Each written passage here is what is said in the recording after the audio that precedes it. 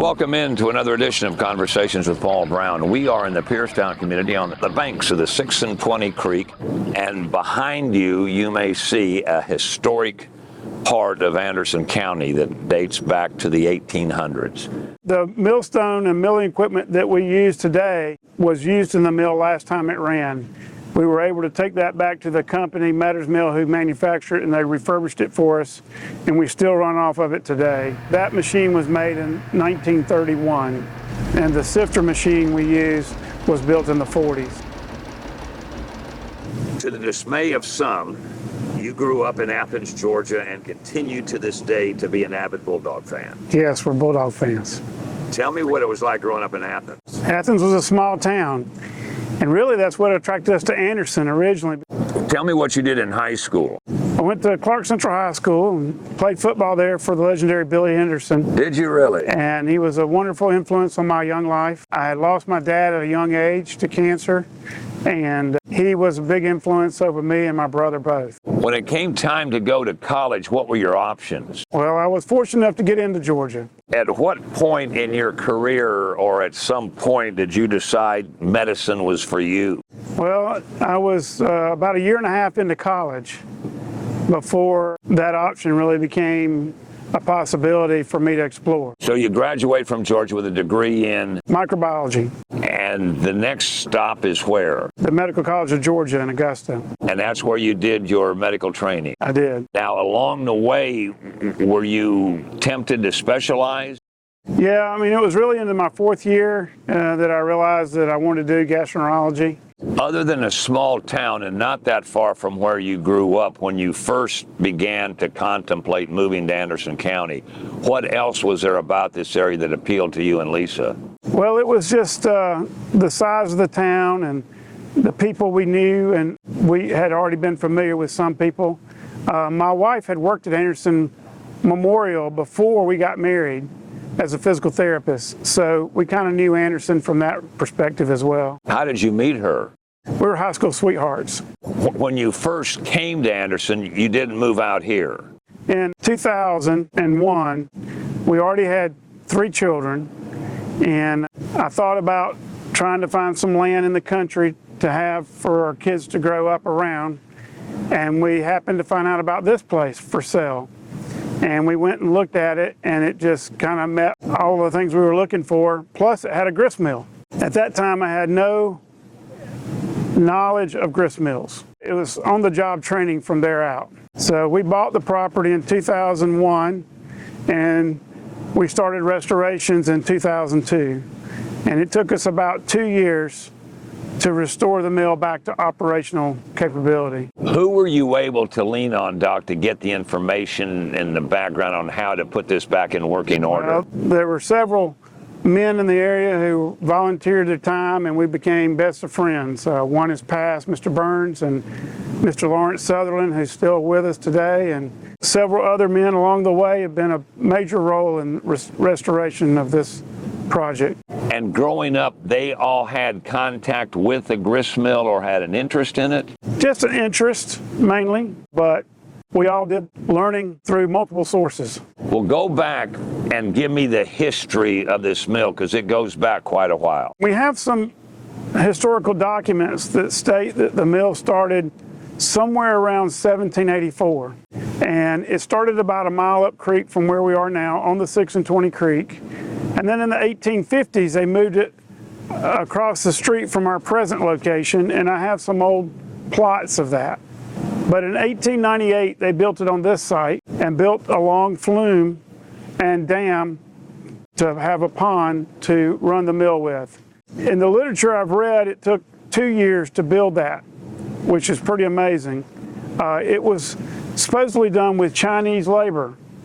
And it was around the time frame that they built the Augusta Canal with Chinese labor, so I don't know if there's some connection there. The Thames family owned it until the 1940s, and then it went out of the Thames family into several other families, one of them being the Bennetts. But the mill stopped working in 1960.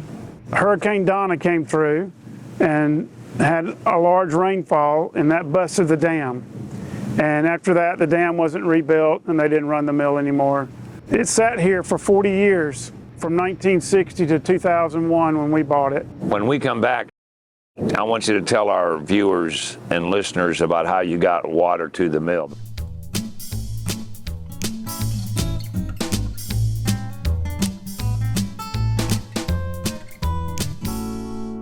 So how did you get the water here? Because there's a road between here and the other part of the creek. Well, there's a big culvert underneath that they used to keep filled with water when they had a dam. And they could regulate the height of the water by putting boards on the dam to raise the height of the water.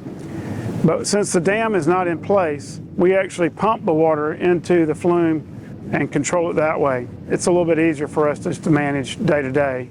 And we have to run about 700 gallons a minute to get enough horsepower to grind with. It's a whole process we learned through our restoration project. Now tell me about the wheel, because you had to get a new wheel. Well, the wheel that was here was put here in 1933.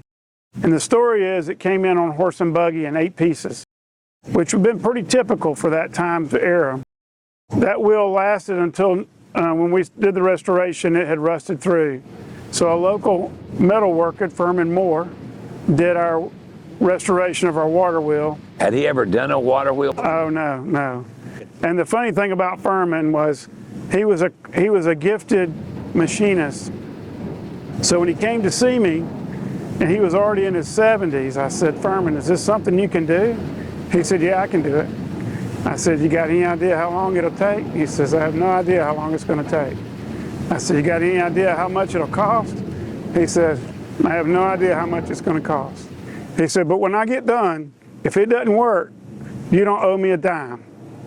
I said, "Well, I'll take that bet." So he knew what he was doing. How long did it take? It took about 8 months, and he did a fabulous job. It's a piece of art. It is. It really is. This will last to my grandchildren's lifetime. We'll take good care of it. Did the price surprise you? No, Furman was a fair man, and he had a love for it, and he loved the mill. And for him to be able to participate, he was honored. Well, he left a legacy. He did, and his family still comes back to look at the wheel. And tell me what we see in the basement where all this stuff actually began. Yeah, so you have to transfer the power in by pulleys into the wheel, and you have to speed it up to go to higher RPMs to be able to grind. So the water wheel turns about 7 to 8 revolutions a minute, but the machine we use runs about 300 revolutions a minute. And we think we get about 11 horsepower off the water wheel, but it's torque power, so it's pretty strong. Yeah. And that's what we run off consistently. All right, you've got to have a raw product. Where does it come from? We buy our corn from a farmer's co-op in Kentucky called Ware Company. We get it shipped to us. Matter of fact, most all the grist mills on the eastern seaboard use the same supplier. Because? They produce a consistent product that's food grade. Explain food grade. Well, food grade is just a corn that's been certified to be for human consumption. It's still the same kind of corn, a dent corn variety, which is good for grinding. You want a corn that's got a harder kernel that will grind well. Some of the softer kernel corns don't grind well. They don't get the husk off very well. But to be food grade is basically the cleanliness of the corn with no stems or other pieces in it, and then being certified that it doesn't have aflatoxin, which is a poison produced by fungus in grains, all grains. The corn comes from Kentucky in what, 50-pound bags? We order anywhere from 10 to 15,000 pounds at a time. We have it shipped in, and then it comes in 50-pound bags, and we use those to load in the hopper and grind with the grinding machine. It goes through a grinding process with stones on our grinding machine. It's stone ground, and then we have to sift it. So when you grind, you get cornmeal, grits, and the chaff are all three together. So you put it through a separator machine or a grit separator that separates the cornmeal from the grits from the chaff.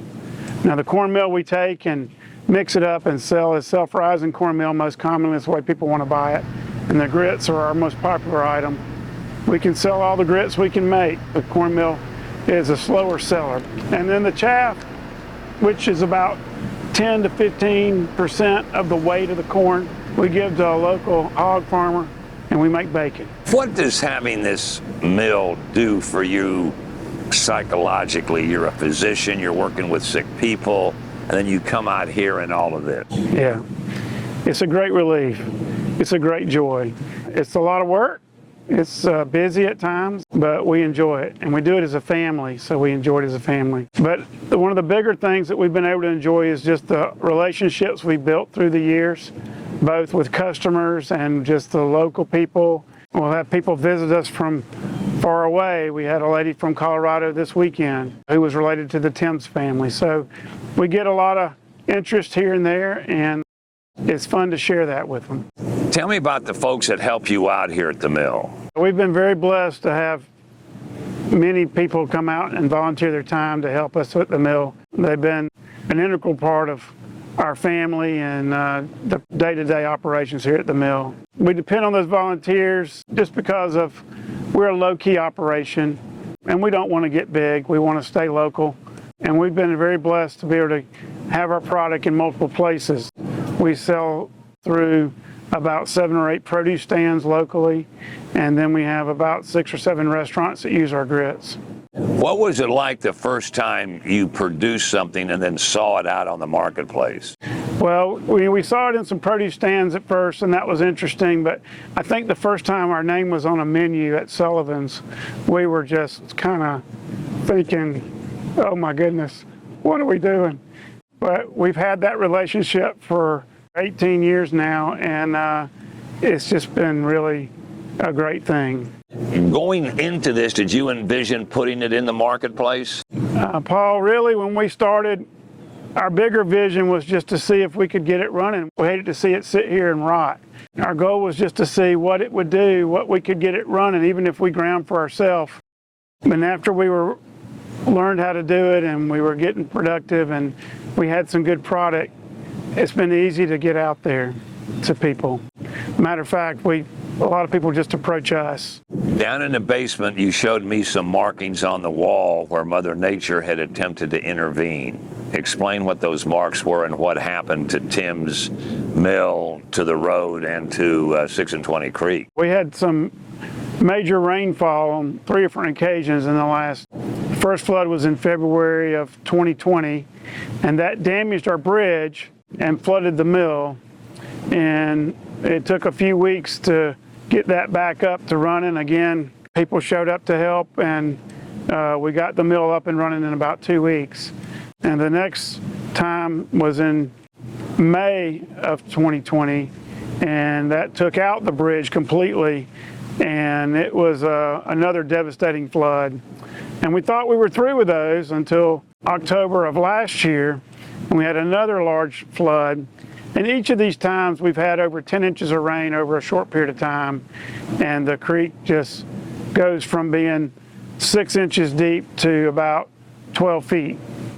It's Mother Nature, so we just have to survive it. But because of what the highway department was able to do when they rebuilt the bridge that last flood, Didn't bother it. and it didn't bother the mill. No, well, it flooded the mill, but nothing else. No damage. Right. Yeah. Yeah, the state put in a better road than we had, and they did a great job. They were very respectful of my property, and we worked well together. Looking back, you had no idea that this whole thing was going to evolve and get your family involved and the community involved. Talk a little bit about that. It's one of those events of life you can't plan, and the door opens and opportunity comes, and we've just been blessed to have that opportunity. And our whole family's been blessed by it. It's not always convenient, but we do enjoy it, and it's part of our family life. We enjoy the local people. We don't really want to get big. We want to stay local. That's a great way to end it. Dr. David Wortham has been our guest. We want to thank him for taking time away from the mill to chat with us, and we invite all of you to be back with us for our next edition of Conversations with Paul Brown. Until then, take care, everybody.